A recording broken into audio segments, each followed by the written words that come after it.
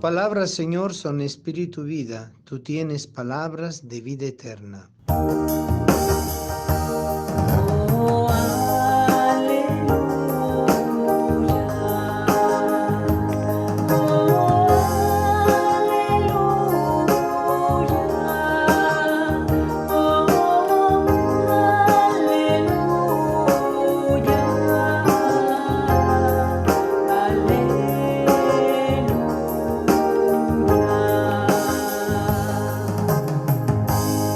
El Señor esté con ustedes y con tu espíritu.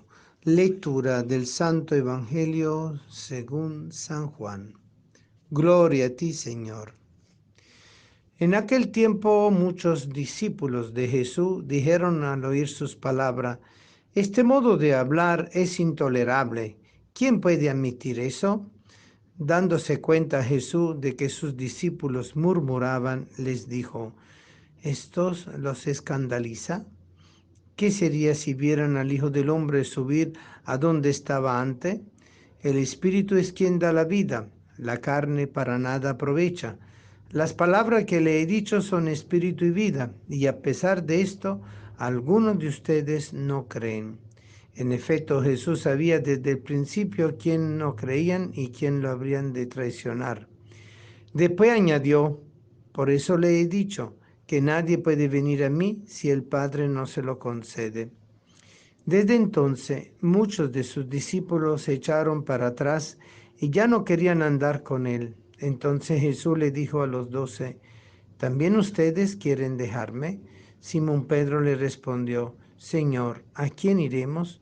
Tú tienes palabras de vida eterna, y nosotros creemos y sabemos que tú eres el Santo de Dios. Palabra del Señor. Gloria a ti, Señor Jesús. La fe de los 12, encabezado por Pedro, es la fe de aquellos que se mantienen firmes frente a la turbulencia, donde el saber humano y el conocimiento humano quiere poner en dificultad el conocimiento de las cosas de Dios y la realidad de las cosas de Dios. Evidentemente, Dios encaja con lo humano, pero para que Dios encaje con lo humano es necesario aceptar.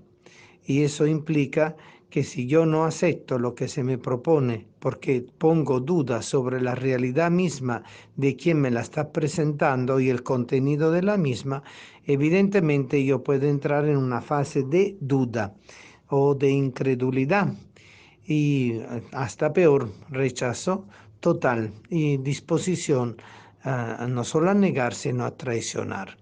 Por eso, en los caminos de la fe son muy difíciles. Claro, el don es sencillo: creer en el Señor. Tú eres el Hijo del Dios vivo, Señor, como dice Pedro. Sabemos que tú eres el Santo de Dios. Y nosotros creemos y sabemos. Es una afirmación bastante precisa la de Pedro: creer y saber, ¿verdad? Es decir, que no solo han creído en lo que él ha dicho y hecho, sino que eso se ha transformado ya en una realidad interior, en una verdad incorporada al ser interior. Y aún así después Pedro tiene el momento de duda y de negación, pero eso es parte del camino.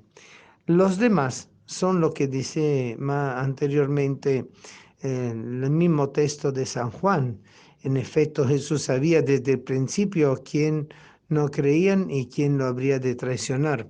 Y es interesante que Jesús no hizo una selección, sino que simplemente acogió a todo, aún conociendo los corazones humanos, porque cuando la imagen de Dios se refleja en el corazón de otro, evidentemente el reflejo en el corazón del otro muestra qué luz o qué oscuridad está manifestándose desde el corazón a través del lente de la conciencia y a través de la difracción que produce el lente de la conciencia en los distintos colores que es la mente, que racionalmente va agarrando los aspectos de cada cosa y sabe unir y diferenciar al mismo tiempo, ¿verdad?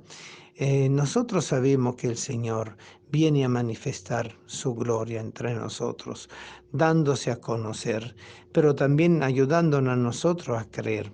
Y el acto de la predicación de Jesús es totalmente inclusiva, no exclusiva, porque Jesús le hablaba a todos sin diferencia, aun a aquellos que al final no iban a creer en él o lo iban a abandonar o peor, lo iban a traicionar. Eso demuestra la gratuidad de la acción del Señor. El Señor es totalmente generoso. Nosotros a veces estamos acostumbrados a ser buenos porque sabemos que la otra persona se va a poner muy contenta con lo que nosotros vamos a hacer o a decir.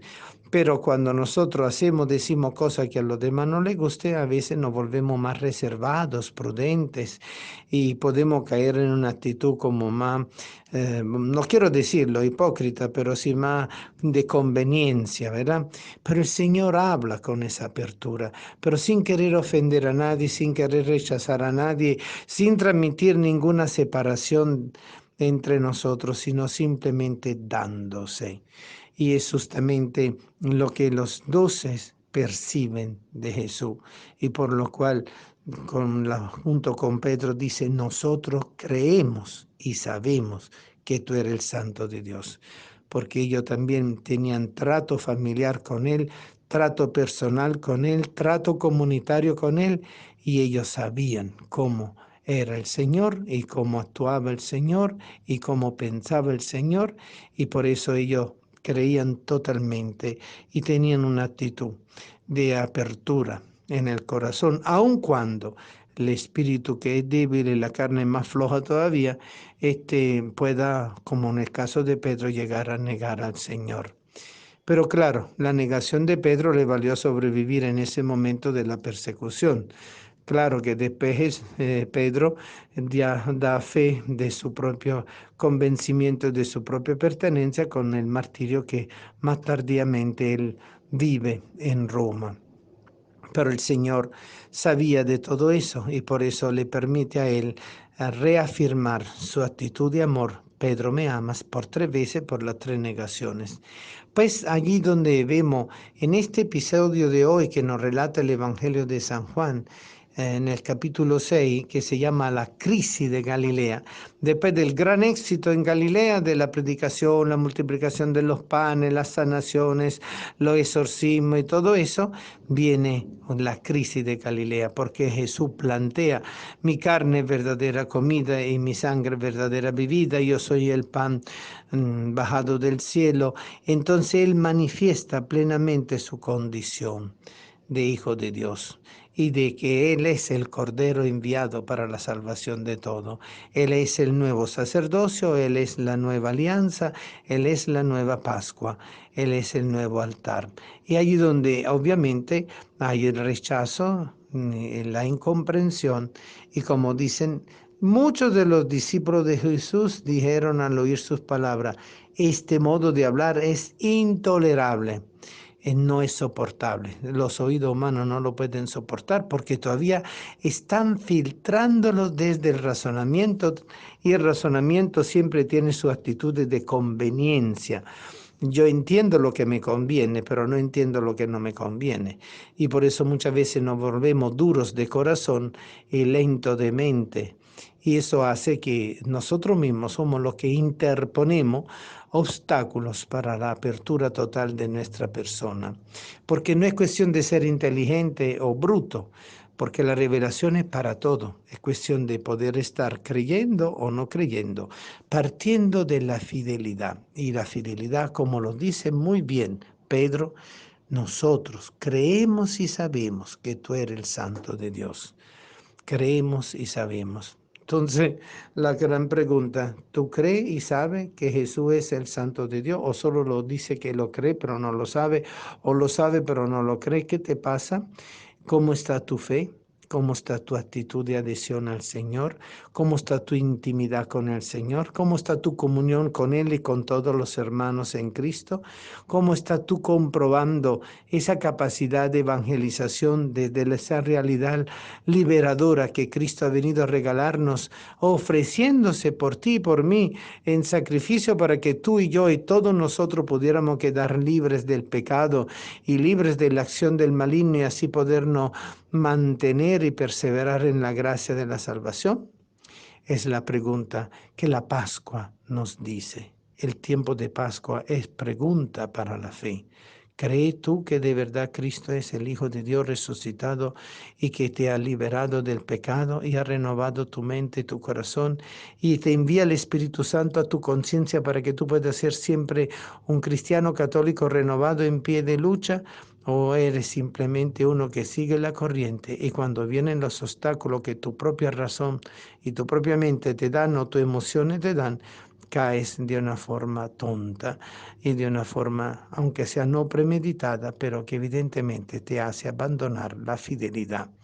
El Señor nos pide a todo es amor continuo y verdadero en Él, con Él y por Él. Amén.